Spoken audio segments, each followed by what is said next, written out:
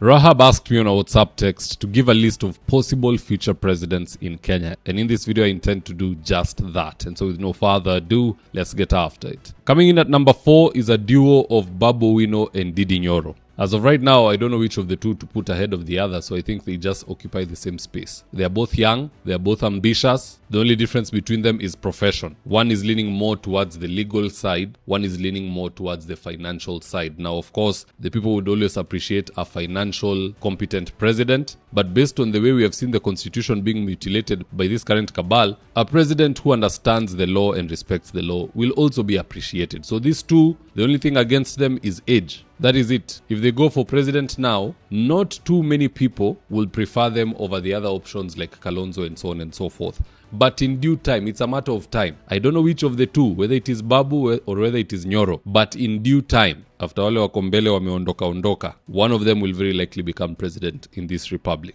Coming in at number 3 is Edwin Sifuna, and the main reason Sifuna is popular as at right now is primarily his lion heart. He speaks truth to power, regardless of who you may be. For instance, here he is lecturing Ruto in front of Raila and the same William Ruto himself. Roll the tape. Mambo itakuwa sawa. Ya mwisho, Mheshimiwa Rais, Bishop ametuambia hapa kwamba kazi yako ni ngumu sana. Na mimi nakubaliana naye, hata mimi saa nyingine huwa najiuliza vile wewe unalala. Lakini kuna zingine, Mheshimiwa Rais, wanasema Waswahili, mwiba wa kujidunga hauambiwi pole. Kuna watu kwa serikali yako kazi yao ni kushika handball kila siku. Sasa kama hii drama yote tumeona Nakuru, ati watoto wanakatazwa kufanya mchezo, sijui wanapigwa tear gas, sijui wanafukuzwa. Hiyo ni mwiba wa kujidunga, Mheshimiwa Rais. Wale ambao wanahusika na kufanya kazi yako ikuwe ngumu, read them the riot act, kwa sababu tunajua kazi yako ni ngumu zaidi, wasifanye ikuwe. Now, despite all that, the odds of Sifuna becoming president are 1,000,000% pegged on whether or not he becomes Kalonzo's running mate in 2027. If he cannot get that one, then there's nothing we are discussing. Because what is the path? How do you raise your political brand to the presidential level? The only way to do that is by being part of a major election. And not just being part of a major election like we've seen Wahiga and others doing unakuja ukiwa number 4. You have to be top 2, 1 or 2. That sets you a class above the others. And whether Kalonzo wins or loses, so long as Sifuna is his deputy, he will have achieved that feat. It sets him up very properly to become a candidate in future. Number 2 on the list is Professor Abraham Kithure Kindiki. Whether you like him, whether you hate him, whether you think he's the real deputy president or the fake deputy president, the truth of the matter is this. If William Ruto goes to the ballot with Professor Kithure Kindiki and the duo passes elections, whether legitimately or through kupanga namna hii, that makes Kindiki a favorite to lead this nation come 2032.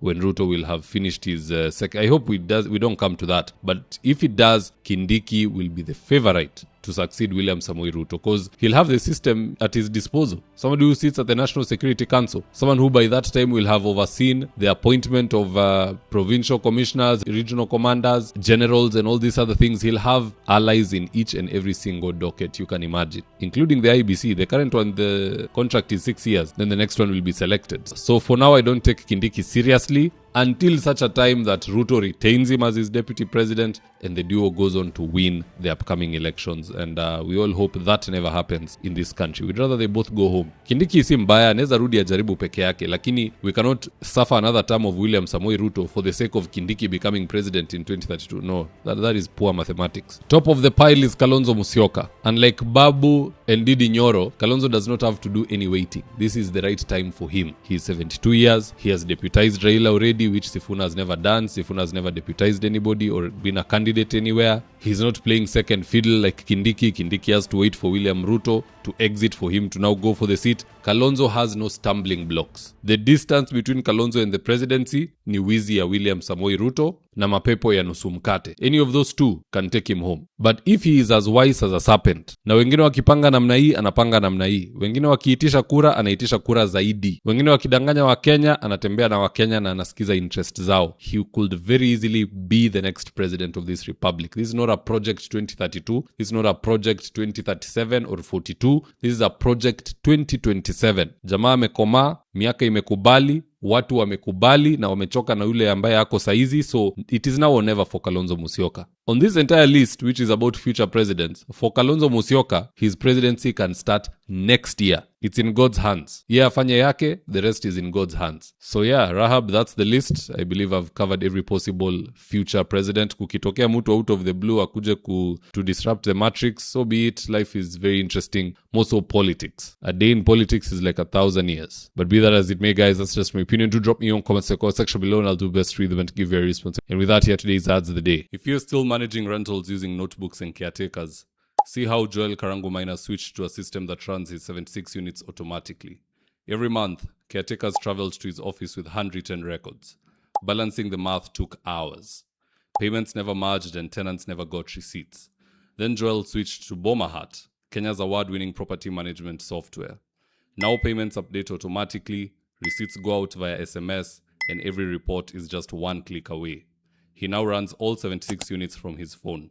No chaos, no confusion. Join hundreds of landlords doing the same. For more information, please call 0717-512-483 or visit www.bomahat.com. If you're in need of electrical wiring, solar installation, or electrical fittings such as strip lights, snake lights, downlighters, or chandeliers, contact Engineer Wycliffe at 0707-476602 and he'll get your house dapped up.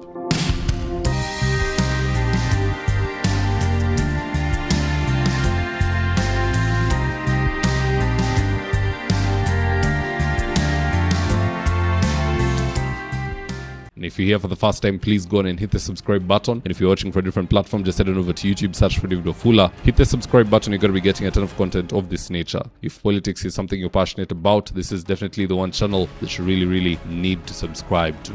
Alright guys, adios.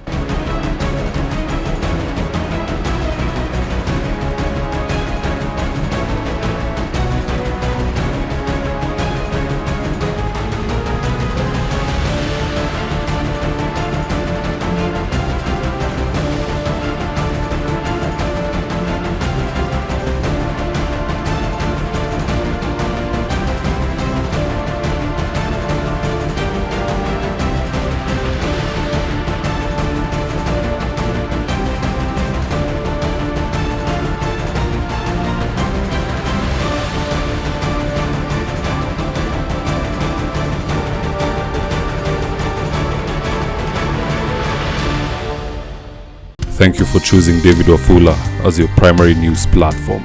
We put countless hours in research, recording, and editing. By showing up each and every day to watch our videos, you encourage us to generate more videos for the viewers. We are on a mission to inform, educate, and build a better tomorrow. To our thousands of followers in a world full of presidents, kings, and queens, you are the real gem. Adios.